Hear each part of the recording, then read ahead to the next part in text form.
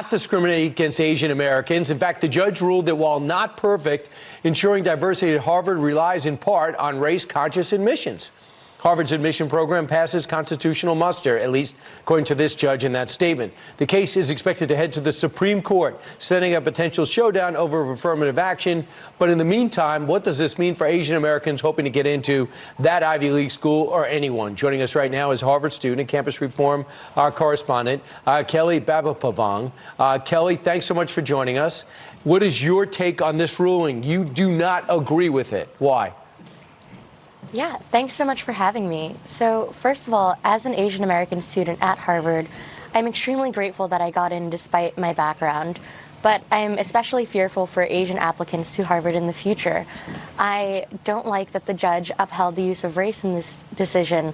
I think it's extremely telling that she had to recommend implicit bias training to Harvard's admissions officers and said that we can offer race-based tips to other minorities who offer a less abundant perspective.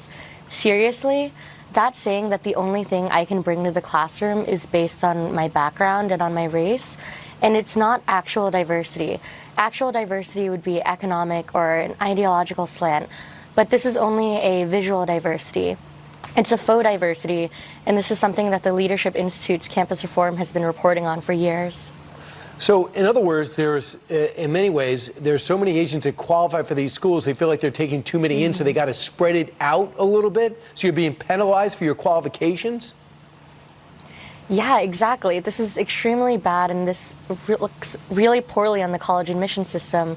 We should be looking at people's hard work, their grit, their individualism. We shouldn't be looping them into different racial groups and assuming homogeneity. I'm not only Asian, I have hard work, and I'd like them to see that among other individuals as well. Yeah, you don't roll out of bed and do great in school. No matter what it is, you have to work at it. Harvard said this: the consideration of race alongside many other factors help us achieve our goal of creating a diverse student body that enriches the education of every student. So I guess if there's too many, they're saying if there's too many Asians, you can't have a diverse student body?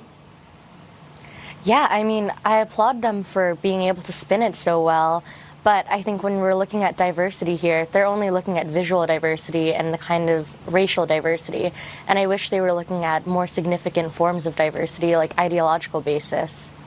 Yeah, or just maybe you're an American that wants to do well at an American university, and you worked hard, got great grades and great board scores, and deserve to get in. They're on your merit. So it's going to the Supreme Court, right?